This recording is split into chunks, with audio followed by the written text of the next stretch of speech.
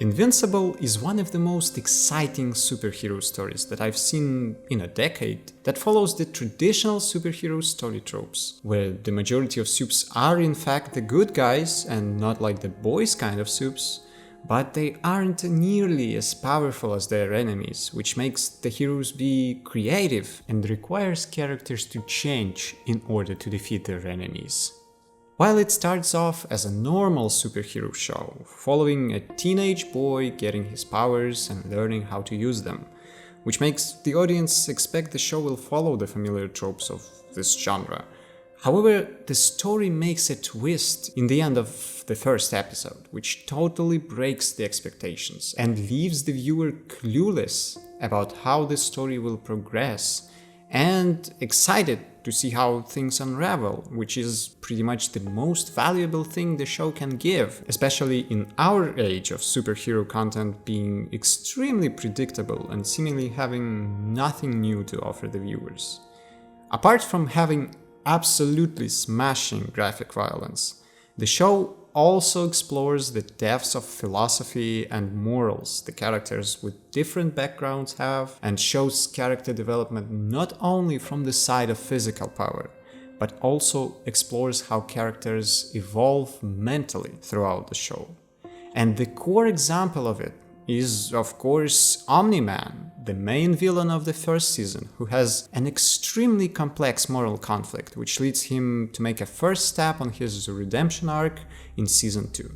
Today, we will dive deep into Nolan Grayson's psychology to see what makes him such a captivating character, and why he's much more than just a badass villain. Or...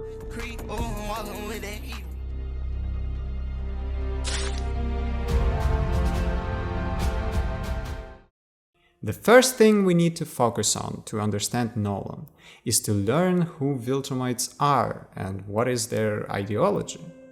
Viltrumites are a species of the most powerful beings in the galaxy, with a very few exceptions. They are able to fly, extremely resistant to any damage, have unmatched physical strength, and they're living for thousands of years, being nearly immortal. They have achieved this through the Great Purge, during which the population of their homeworld was cut in half, and only the strongest and the most resilient Viltrumites were left standing. The new power structure in the Empire was built around physical power, and the strongest among the Viltrumites was made the Grand Regent of the Empire. Viltrumites saw themselves as rightful rulers of the galaxy. They had all the strength and all the technologies that other galactic civilizations didn't, so they began to expand their empire, either through conquest or through subjugation. And that is the time where Nolan was born.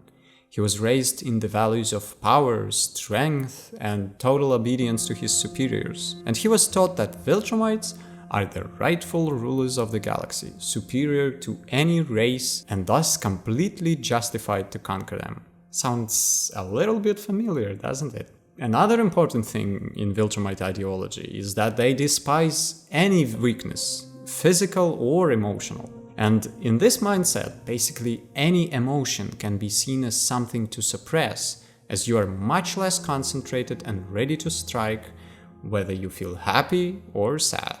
Inability or restriction to feel emotions leads to psychopathy, when you don't feel anything, no matter good or bad.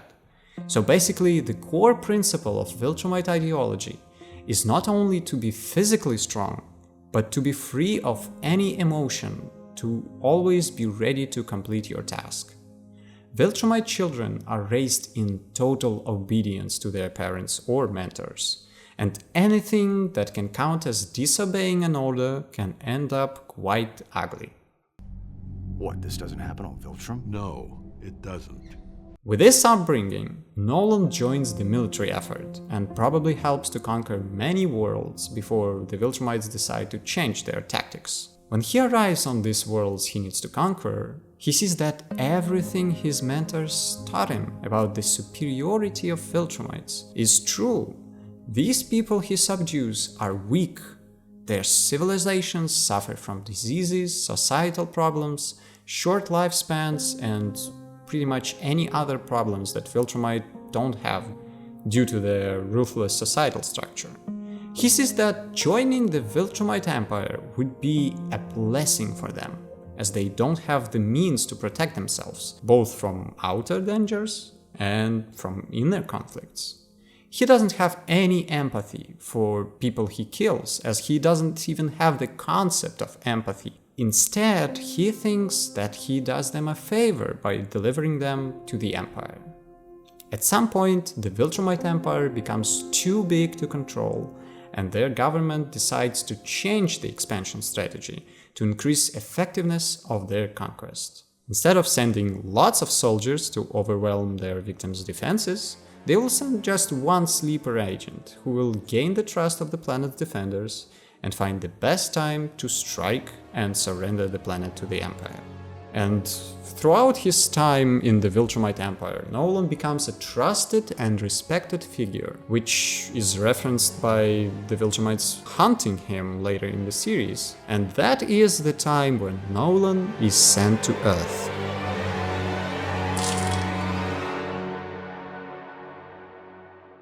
Though it's not directly stated what Nolan's real age is, but judging by him having some grey hair and looking as a middle-aged man, and him being assigned as a sleeper agent for Viltrum, it's safe to say that considering Viltrumite physiology, Nolan must be at least 1,000 years old. Imagine if you live 1,000 years, having no concept of love, companionship and friendship, with the only thing holding any value to you being personal physical power and age. This is the background of Nolan before he comes to Earth. And though he does many good things during his 20 years on Earth, even raising Mark in a pretty loving and supportive environment thanks to Debbie, who taught him many things about humanity in all senses of this word, he still is a Viltrumite in mind. And when his son gains his powers, he returns back to thinking about his mission for being on Earth in the first place. For Nolan, these 20 years felt like a few months for us humans. It's not something that can completely change you, not if you really want it and work on it. And yet, after living on Earth and feeling all of these emotions, getting closure with his family and having a son, and we know that Mark is the first son of Nolan, this makes him change, makes him realize that there are other methods of achieving happiness, other than conquering worlds and being the strongest being in the universe. He is truthful when he tells Debbie he didn't think he'd have a family. Viltrumites don't have families as we do. While there may be some affections or sexual relations between Viltrumites, they are built on a strict hierarchy, with one dominating the other and mostly end up being just one-time hookups, as emotional attachments are seen as weakness by the Viltrum society.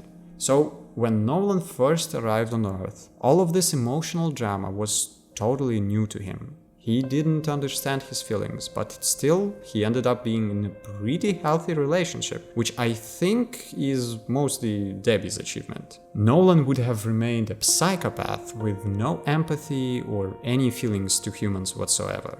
But with her help, he developed love and care for his human family. Can't say it about all humans, at least at this point in the story, but he never did anything to hurt Debbie in the show, and although he was in quite a mood when she discovered he killed the Guardians of the Globe.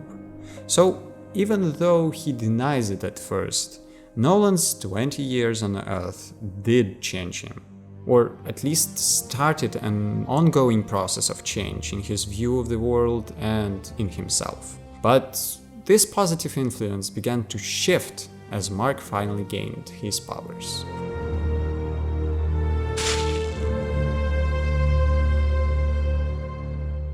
At this point, there are two completely different people inside Nolan's mind. Nolan the Viltrumite, sent by the Empire to conquer and subdue Earth, and Nolan Grayson, a loving father and a husband who learned how to feel after at least 1,000 years of being loyal to his flawed ideals. These two parts of Nolan battle each other throughout the duration of the show, but it's quickly becoming obvious that his factory settings, the way he lived for 1,000 years, will not go out without a fight. For some time, he tries to play both sides and thinks he can complete his task without turning his family hostile against him. And to be fair, if not for Cecil and Darksblood's investigation, he could have done exactly that. That's why, from the first minute after he wakes up in the hospital, Nolan is genuinely concerned about what his son will think of him when he learns about his mission. That's the reason why he doesn't destroy the Global Defense Agency right as he wakes up from his coma, and why he stands on a mountain trying to gather his thoughts to present his mission to Mark as something genuinely good and valuable for the world. Nolan could have easily overwhelmed the planet right after checking out of the hospital. Hell, he even stands next to Cecil here and can easily kill him multiple times throughout the season. But yet he doesn't, and he waits for a better moment to present all of this to Debbie and Mark. Another factor why he doesn't subjugate the planet right from the start is that he needs Mark to learn how to use his powers and become stronger. That is why he doesn't intervene when Mark is beaten to near death by Battle Beast and other Machine Head's mercs. Viltrumites grow stronger every time they sustain serious injuries, and no matter how cynical it seems, he needs Mark to be strong to actually fit into Viltrumite society. And yet he does bring a backup when he sees that Mark cannot take the mercs by himself. The Guardians of the Globe knew nothing about Mark's mission in Machine Head's penthouse before they received an anonymous tip, which is most probably from Nolan. And this once again shows that Nolan had in fact shifted from his Viltrumite mindset. If he was acting like a Viltrumite, he wouldn't even care enough to do anything. If his son is not powerful enough to take down his enemies, he is a disgrace to his species and deserves to die. But he does care, and in his own way he makes Mark go through all of this for him to not be instantly killed by Viltrumites when they discover he exists, which actually happens later in the series. So Nolan tries to think both as a Viltrumite, making his son be strong enough to be accepted to the Viltrumite society, and feel as a human, caring for his son's survival and well-being, which of course doesn't make the situation less fucked up, but at least it makes us understand his thought process. So when Nolan realizes that he cannot hold his secret for long anymore, he tries to prepare for explaining the whole situation to Mark to make him see his point. Obviously, a person with no feelings wouldn't care as much to do that, but due to his own personal conflict, he doesn't know how to appeal to Mark. But his preparations are cut short by Debbie finding out he was the one who killed the Guardians of the Globe. And he obviously hasn't figured out how to present it all to Debbie to not turn her against him, so instead of just telling her his plan, he just flees. Nolan knows he doesn't have any time left, so he needs to think quickly. When he stands on a mountain rehearsing his explanation to Mark, he is still trying to be a human, still hoping there can be a solution that will appeal to both of his sides. But deep down he understands that no one will believe that an alien empire overtaking the planet can be a good thing. And the preventive attack from Cecil is the final proof he needed. But when Mark arrives to help him deal with the monster Cecil unleashed on him, he gets at least some degree of hope that after fighting together it will be much easier to convince Mark to take his side. But when he is attacked by Immortal and has to kill him once again right on Mark's eyes, it becomes obvious that the chances are not in his favor.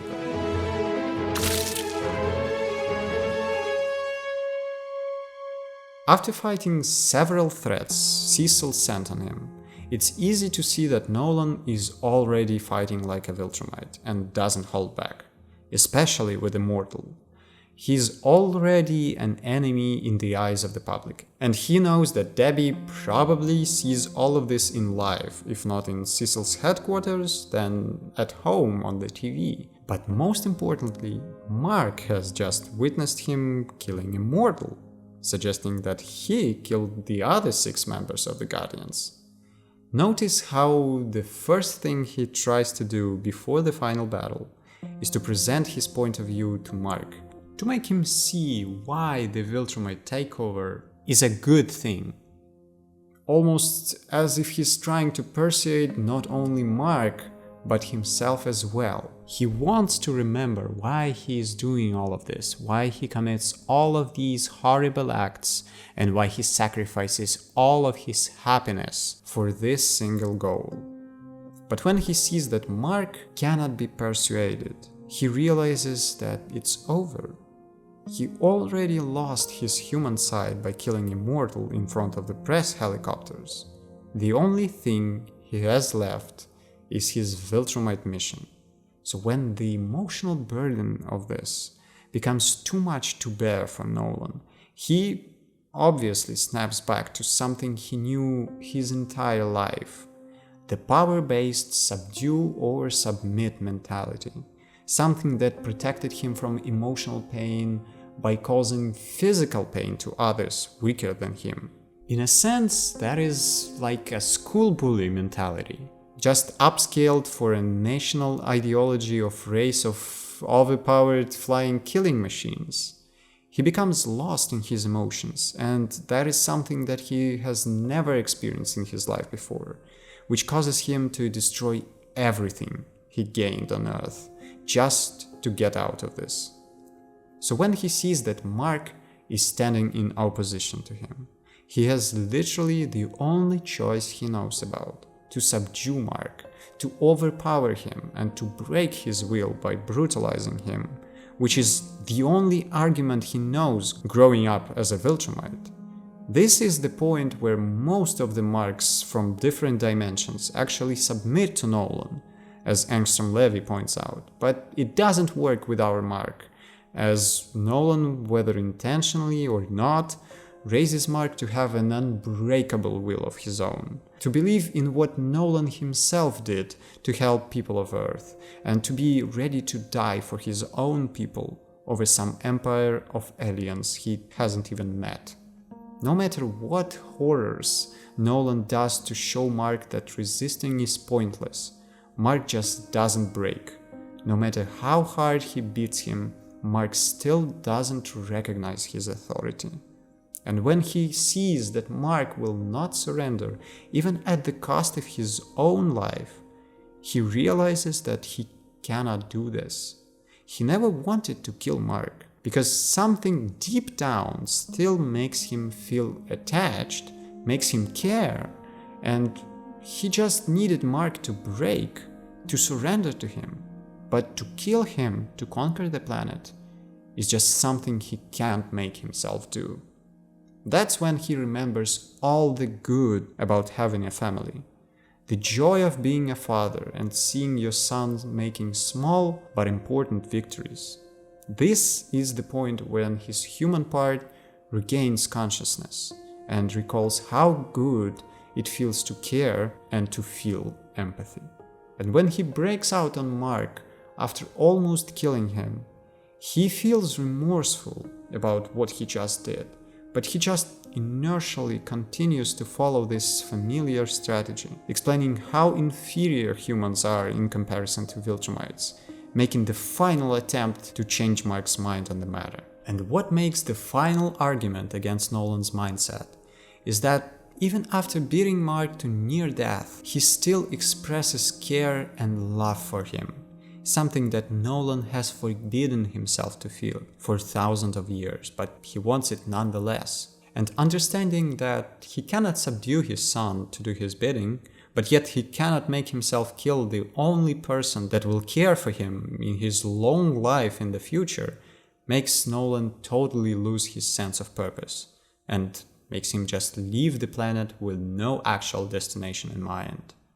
But the thing Nolan doesn't realize until it's almost too late is that he can never revert back to the Viltrumite mindset. He felt good on Earth, experiencing closure and being a part of a family. He felt good being loved and loving back, even though he cannot say it out loud.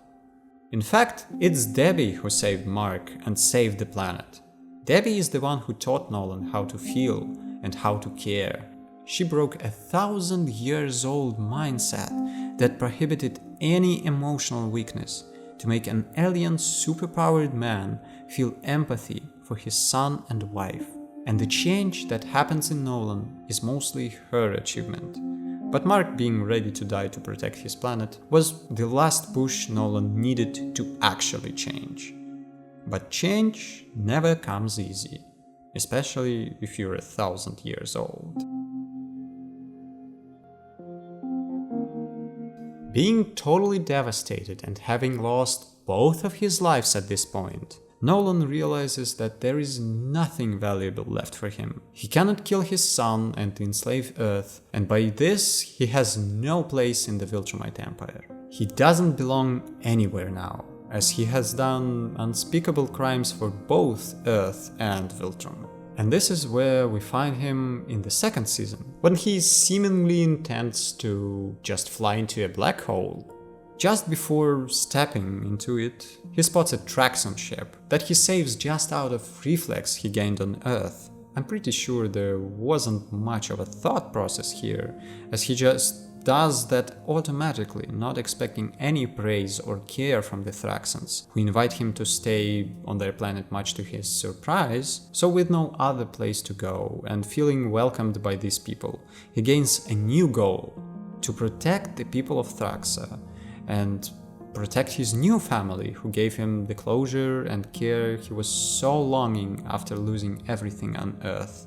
After some time passes, he has another son from his Thraxan lover, and after almost losing one son by his actions, he decides that he will not lose another one. Nolan realizes that the news of him leaving his post will at some point reach Viltrum, and they will definitely send a squad to take him down, destroying everything he held dear and everyone who was close to him.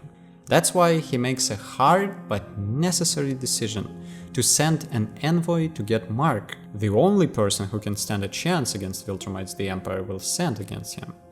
He knows that after almost killing Mark, he would probably refuse to help Nolan, so he makes Noal Zod lie and tell him about the meteor showers that can destroy their planet. And when Mark arrives, he does everything in his power to convince him to join the defense of Thraxa. It is important to point out that Nolan still can't make himself to apologize to Mark for nearly killing him. He still treats Mark as a Viltrumite, as someone who can take it, having little regard for his emotional well-being and the damage he caused not only to Mark, but to Debbie and to the whole Earth.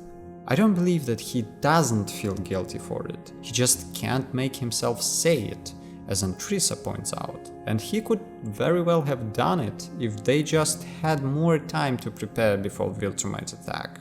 In the battle against Viltrumites, Nolan sends Mark away with his lover and son, and takes on 3 Viltrumites by himself, and is even able to hold them for enough time for Mark to reach the safe house. And when the safe house becomes not so safe, he comes to Mark's aid and kills, or at least severely injures, Lucan, freeing Mark's hands to help him with the remaining Viltrumites. It's clear how much he cares for his new family, and when he sees the massacred Thraxans on the streets, he becomes confused by how much he cares for them. He has only been on Thraxa for about 6 months, but yet he cares about them more than he cared for humans. And after that, the fight continues and he tells Mark to fight like a Viltrumite. With his excessive knowledge of how Viltrumites think and what are their values, he understands that they don't care if Mark is dead or alive. For them, it's just a natural selection. The weakest dies and the strongest survives. He sees that Mark is too empathetic to kill a Viltrumite, but he will need to do that if they are to survive and win this fight.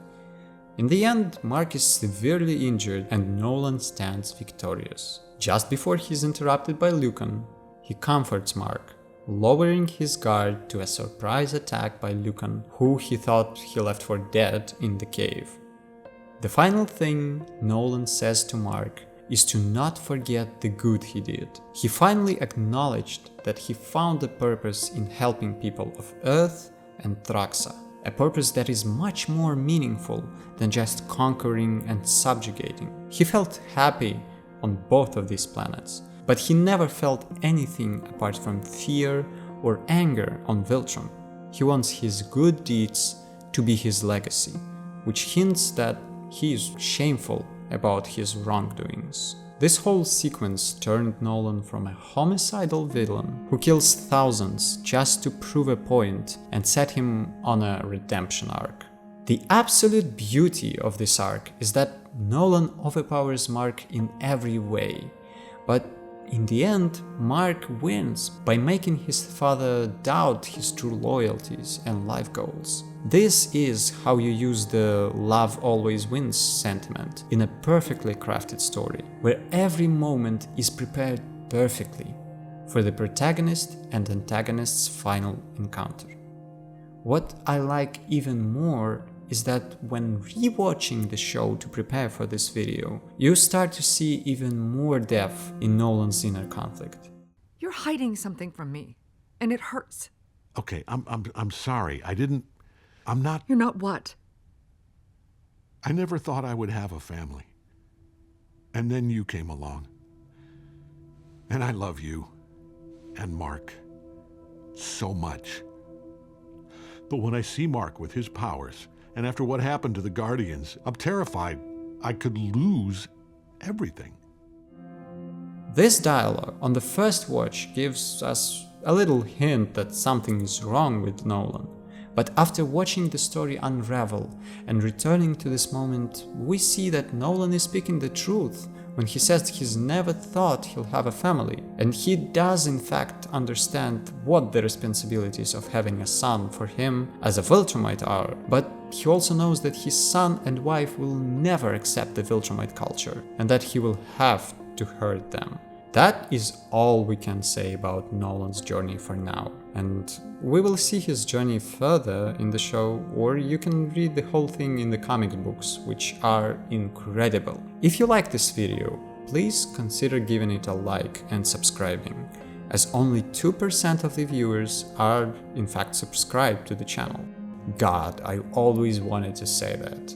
If you're new to the channel, I also have several videos on Cyberpunk 2077. If that is also your thing, then you are very welcome to check them out. Thank you for watching, Merry Christmas, and I'll see you in the next one. Until then.